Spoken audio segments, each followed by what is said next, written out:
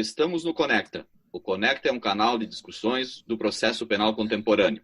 Compartilhe conhecimento e saber pelo Conecta. Sou Nereu José Giacomoli, doutor em Direito, professor da Escola de Direito da PUC e advogado. Me acompanha o professor Marcos Ebrard, também professor da PUC do Rio Grande do Sul e advogado. Hoje discutiremos a virtualização dos julgamentos judiciais. E estamos no 17º episódio do Conecta. Estamos discutindo a virtualização dos julgamentos também em face da pandemia do Covid-19. Esta pandemia acelerou a generalização do uso das tecnologias da informação móvel e de comunicação, além do uso da inteligência artificial e dos algoritmos, propiciando um intercâmbio de informações em alta velocidade. E com isso foram se desenvolvendo várias tecnologias, não só de vigilância, de biovigilância ou de biocontrole, mas também a utilização de tecnologias na condução dos processos, na condução dos julgamentos, seja na realização de audiências, seja na realização de sessões, tanto nos julgamentos ditos virtuais, quanto nos julgamentos cuja presença dos advogados, das partes e das testemunhas ocorre através de instrumentos eletrônicos. Não sabemos bem ainda quais vão ser os impactos desta virtualização de todas as atividades. Não sabemos qual é o impacto que vai haver na qualidade da prestação jurisdicional, por exemplo, se esta virtualização vai influir no contraditório judicial, na ampla defesa e principalmente no direito de presença do acusado, de estar não só de estar na presença do juiz, mas estar na presença do juiz juntamente ao lado do seu defensor. Então, essa digitalização de tudo certamente vai produzir um outro resultado na prestação jurisdicional, seja ela nas decisões interlocutórias, seja ela nas decisões de mérito, principalmente nas sentenças e nos acórdãos. Mesmo antes da pandemia, já pairava no ar uma certa resistência em manter contato com os advogados e com as partes. Embora com a acusação esse contato fosse um ato normal, pois os agentes do Estado, sentados lado a lado, na mesma mesa, nas sessões ou nas audiências, tanto nos fóruns, nos tribunais, além da circulação livre nos cartórios, nas secretarias, nas escrivanias.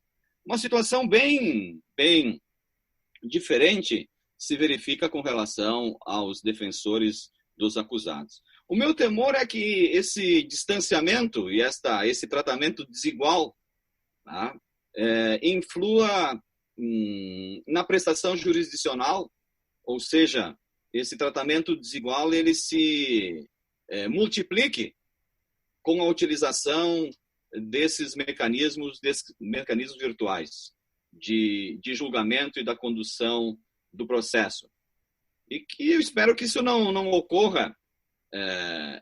O que já um pensador, Zizek, falou, dos perigos de que essa virtualização possa gerar alguns vírus mais poderosos, mais maléficos que o próprio vírus da pandemia do Covid-19, os denominados infovírus, que podem macular os julgamentos e a prestação jurisdicional. Mas o professor Marcos possui aí também uma larga experiência na advocacia criminal, tanto na realização de plenários do Tribunal do Júri, quanto em audiências e sustentações orais nos tribunais. Já enfrentou algumas situações desse gênero e possui também alguns subsídios de alguns julgamentos que já ocorreram, algumas manifestações jurisdicionais que já ocorreram nessa perspectiva da virtualização dos julgamentos, com e sem a presença do defensor. Professor Nereu Giacomoli, amigos do Conecta Processo Penal em Debate, quero dizer que é uma satisfação estar aqui no Conecta com o professor Nereu para debater esses temas que são temas de grande importância para a advocacia.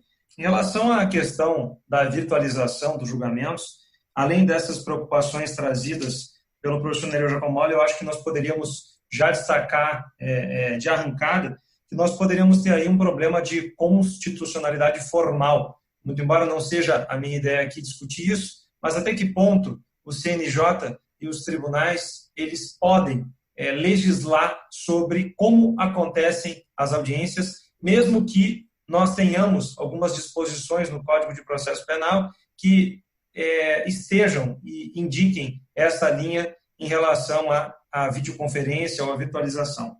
E isso já aconteça em alguns casos. Mas, de outro lado, nós temos um problema de constitucionalidade material. Por quê?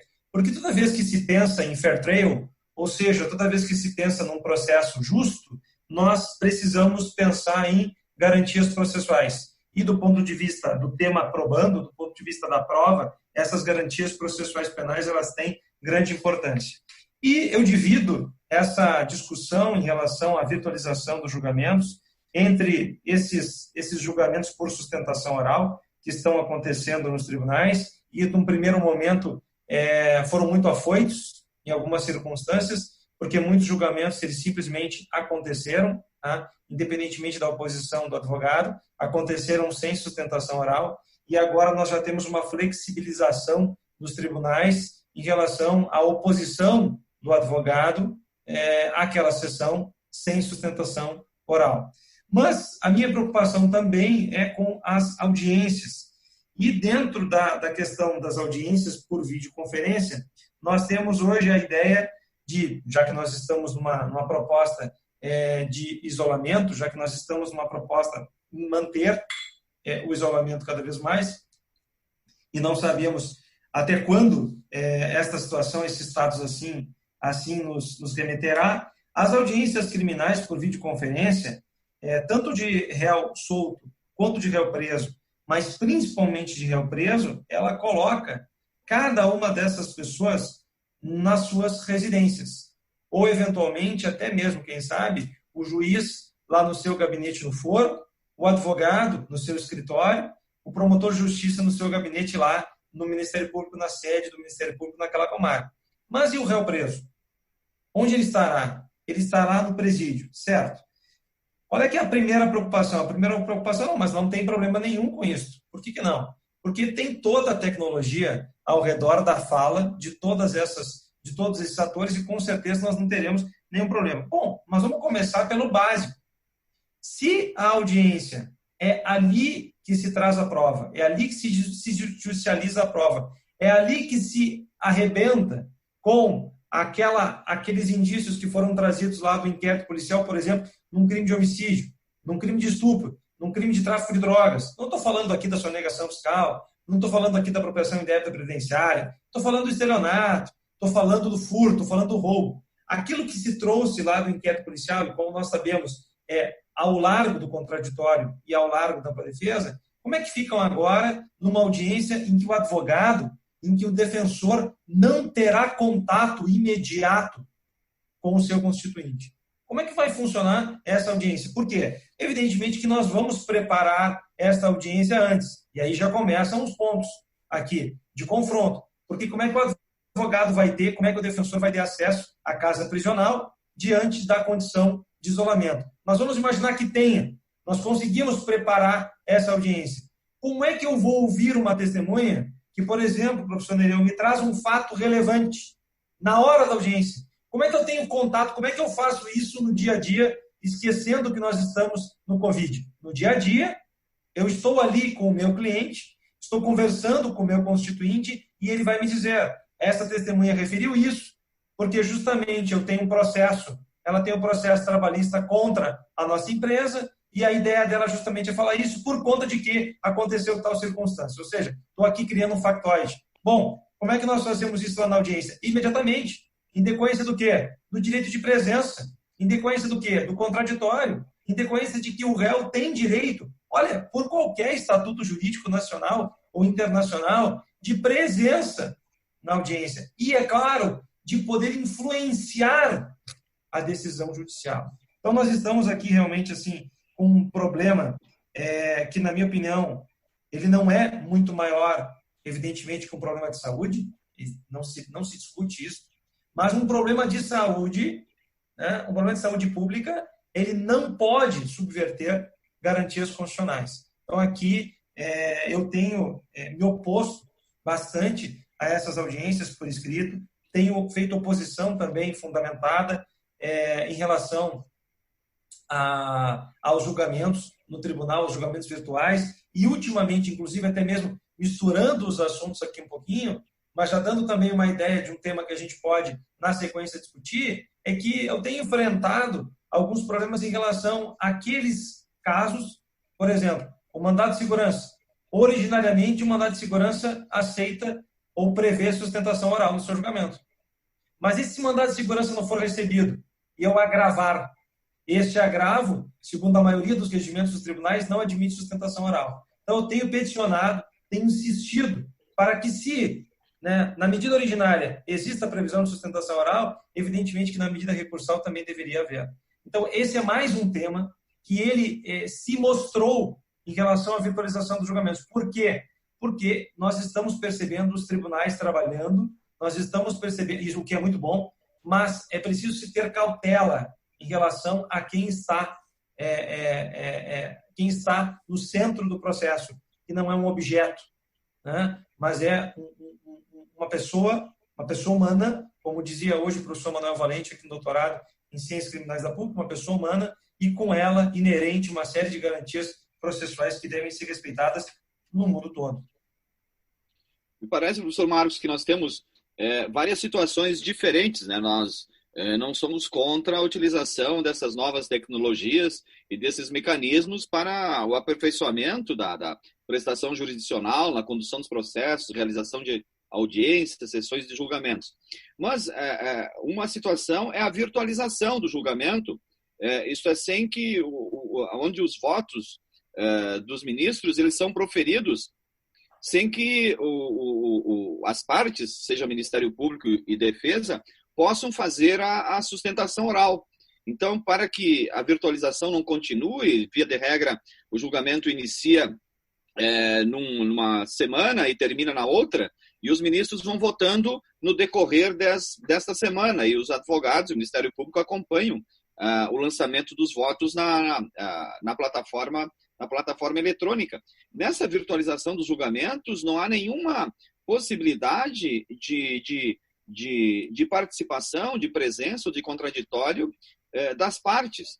Então, se a defesa quiser que esse julgamento não continue nessa modalidade de virtualização, ela deve peticionar, apresentando memoriais para um dos ministros, e um deles pode retirar de pauta e colocar o processo na pauta normal.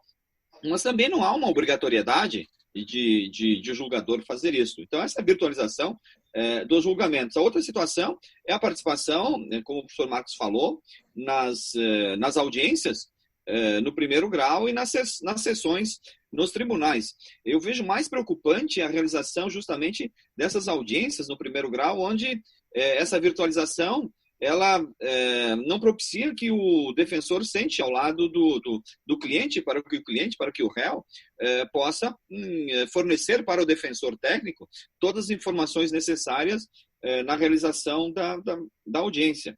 Com relação às sessões virtuais, a presença do acusado ela não é obrigatória, não é tão relevante quanto a sustentação oral do próprio advogado, do próprio defensor técnico, que pode fazer esta sessão trasladando-se para a sala de sessão. Não vejo tanto prejuízo nessas sessões dos tribunais, nas sessões virtuais, aliás, não na virtualização do julgamento, onde não se possibilita a sustentação oral, mas nesses julgamentos online, com a sustentação oral dos próprios advogados. Acredito que o afastamento, o isolamento, ele precipitou o que nós teríamos daqui a 5, 10 anos, tá? Precipitou a virtualização. É claro que nós estamos assim num limite e que eu espero que com o tempo toda essa utilização desses mecanismos eletrônicos também se compatibilizem com as garantias essenciais da ampla defesa e principalmente do contraditório, como bem o professor Marcos explicou. O contraditório não é só aquele contraditório formal de se manifestar sobre o que a outra parte disse, mas o contraditório na perspectiva de contribuir, né, na construção da decisão, seja ela na decisão de primeiro grau, seja ela na decisão de segundo grau. E nós, professor Nereu, nós estamos ainda se nós quiséssemos avançar para o dia a dia dessas audiências, além da questão da comunicação do advogado com o seu constituinte, nós temos, por exemplo, a questão dos problemas técnicos, né, que acabam eventualmente prolongando a audiência. Ou imagina para argumentar que a testemunha, no meio da sua fala, do seu testemunho, perca a sua conexão. Imagina uma testemunha com a câmera desligada, como eu tenho visto acontecer em audiência, e a identificação da testemunha. Mas o pior, as testemunhas todas convocadas para o mesmo horário de audiência. Ou seja, todas as testemunhas, professor Nereu, assistindo a fala uma das outras. Ou seja, nós tivemos uma quebra completa em relação a isso, a tudo aquilo que nós crescemos no processo penal em relação a um julgamento justo. Nós tivemos algumas quebras em relação a essas audiências, em relação a esses julgamentos. E evidentemente que aqui não se está se opondo à tecnologia, antes ao contrário, nós devemos aprender muito com isso. Esse é o 17º episódio do Conecta, em que nós estamos falando sobre os caminhos viáveis, mas também apresentando e levantando críticas para que se possa ver, então, a partir disso, os caminhos viáveis em relação a todo esse movimento de virtualização. Estamos no Conecta, Processo Penal em Debate, comigo, o professor Nereu Giacomoli. Um abraço a todos e até a próxima quarta-feira, às 18 horas, no 18º episódio.